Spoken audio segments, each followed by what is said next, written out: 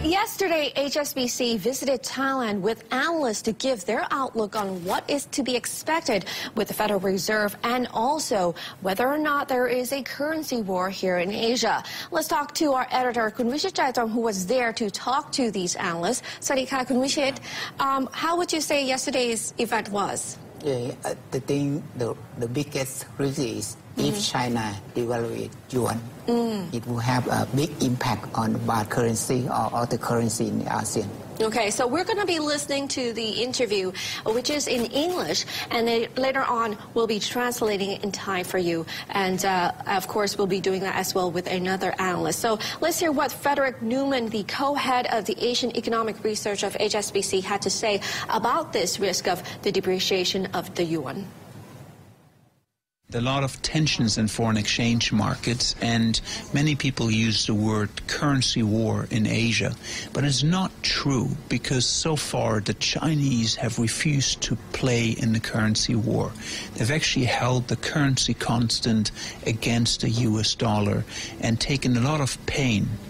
Now, one big risk for the coming year is that perhaps China begins to depreciate its currency. It's not our baseline view, but if you ask me about the number one risk, that would be a big risk that the Chinese start to depreciate the currency, putting pressure on everybody else in Asia. And you would feel that in Thailand as well, for example, with a weaker baht, maybe even weaker financial markets, if the Chinese move aggressively on the currency. It would certainly lead to capital outflow from Asia, because the fear would be that China is trying to export its way out of its current economic troubles. And that would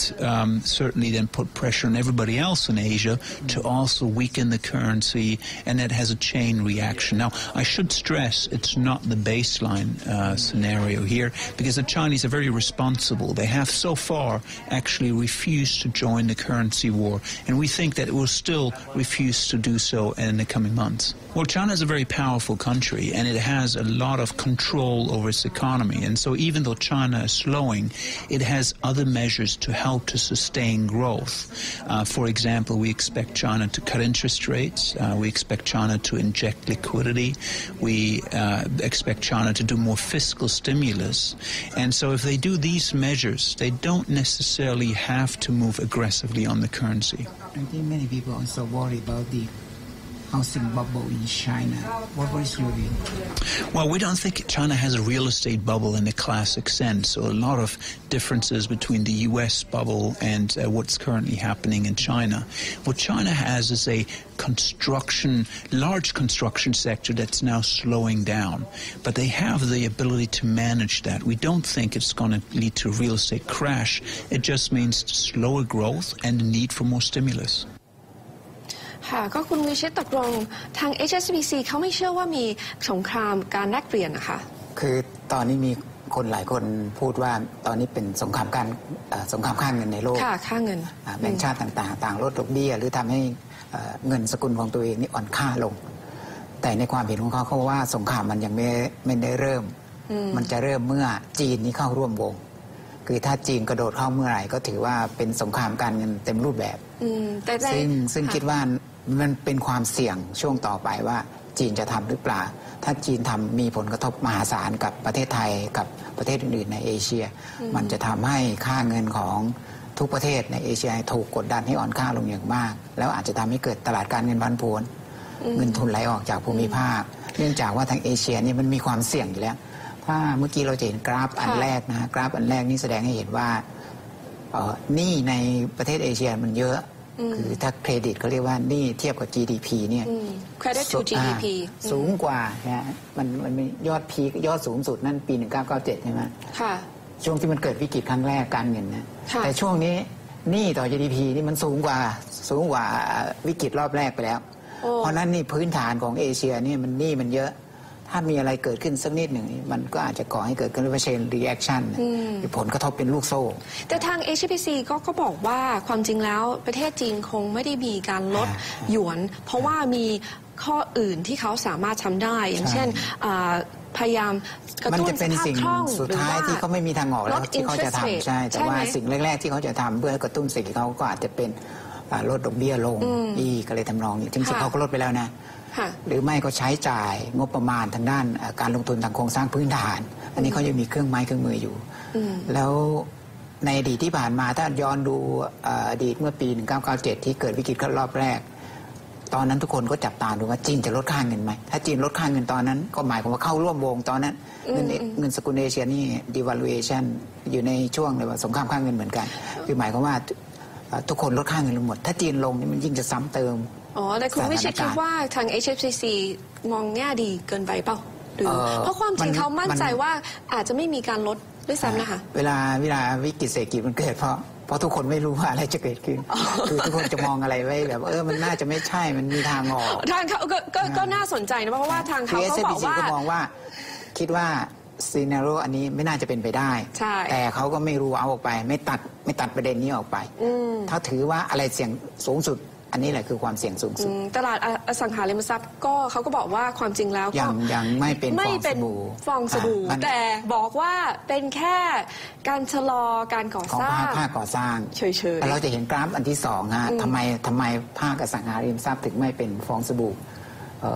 กราฟอันที่2ที่ขึ้นเมื่อกี้นี่ฮะก็จะบอกว่าราคาบ้านเนี่ยราคาบ้านมันไต่ขึ้นเรื่อยๆใช่ไหมตั้งแต่ปี1995ลงมานี่ขึ้นมาแต่ว่าในขณะเดียวกันเนี่ยรายได้ของครัวเรือนเนี่ยมันจะเพิ่มขึ้นในอัตราที่เร็วกว่าราคาบ้านเพราะฉะนั้นมันจึงไม่มีความเสี่ยงว่ามีคนเอากู้เงินไปซื้อบ้านแบบที่คนในอเมริกันทำในช่วงก่อนปี 2007-2008 เพราะนั้นนี่เขาเลยไม่คิดว่าที่อเมริกามันไม่ใช่การซื้อบ้านแบบเงินเชื่อนะไม่ใช่เครดิตแต่คนจีนส่วนใหญ่นี่ก็บอกว่าซื้อบ้านแบบเงินสดนะหรือไม่ก็วางดาวเยอะๆ 70-80% แล้วก็ผ่อนนิดเดียวเพราะนั้นนี่ความเสี่ยงที่จะเกิดฟองสบู่ในภาคอสังหาริมทรัพย์ของจีนเขาจึงบอกว่ามันไม่มีแต่มันก็มีความเสี่ยงไอ้พวกภาคก่อสร้างซึ่งธุรกิจใหญ่ๆหรือว่าพวกธนาคารก็อาจจะสามารถที่จะ manage หรือว่ารับผลกระทบถ้ามันเกิดเสียหายขึ้นมา Okay, well let's move on to our next analyst here, Dominic Bunning. He is often in interviews with our channel. He spoke about the Federal Reserve. He said that there's not probably going to be a rate cut until September. We don't actually think the Fed will hike rates in June. We think they're going to wait a little bit longer until September.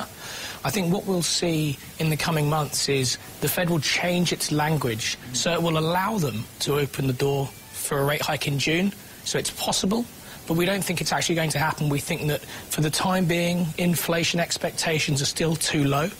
Wage growth isn't coming through yet in the economy. You've still got disinflationary impacts from oil prices and so on and so forth. So for us, it's only going to be in September when the jobs growth has been strong enough for a long period of time and inflation expectations have maybe bottomed out by then that we'll maybe see the Fed hike for the first time in September. I think they will have to drop the word patient. Whether they do it at the meeting here in March or whether they maybe wait is a little bit of a moot point. But I think that certainly as we go forward, this could be a good time for them to prepare the market for the idea that we're not waiting on a time basis. What matters now is the data. So the Fed is going to become more dependent on what the data is saying rather than sticking to a forward guidance which just says we will hold rates low for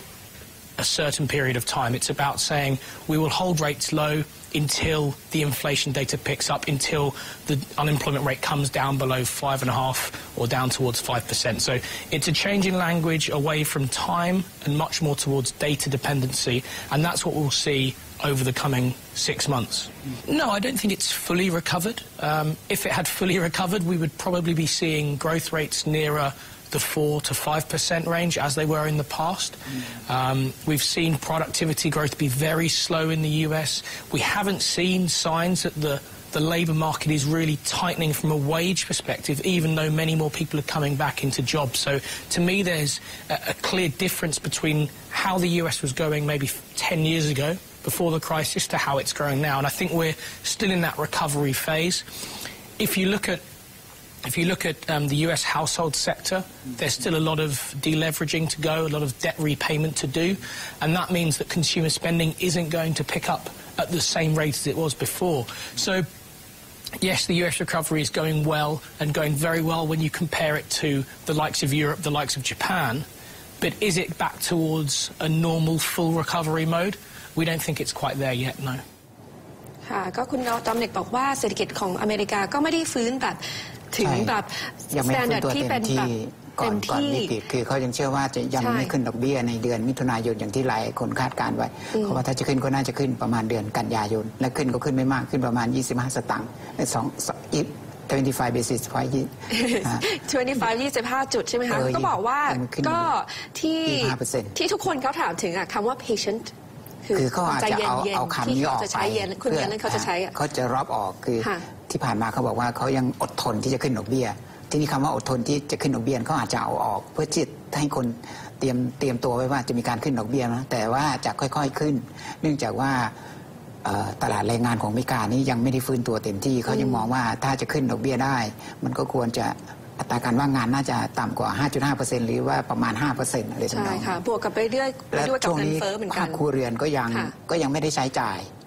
การที่เขายังไม่ใช้จ่ายเพราะว่าเขายังเอาเงินที่เหลือที่เซฟได้จากค่าน้ำมันลดเนี่ยราคาน้ำมันลดมาจ่ายหนี้เพราะนั้นการบริโภคมันยังไม่สูงมันก็เลยแสดงให้เห็นว่าเศรษฐกิจยังไม่ฟื้นตัวเต็มที่ Okay, so we'll have to see how both the Yuan and the Federal Reserve will do in the future, and of course Thailand will try its best to try and boost its own economy with the really hard political situation right now that we're going through. Anyways, thank you so much, Kun Wichit, for being with us here. If you have any opinions or suggestions, you can always find me on Twitter at chao._now26. As for now, สวัสดีค่ะ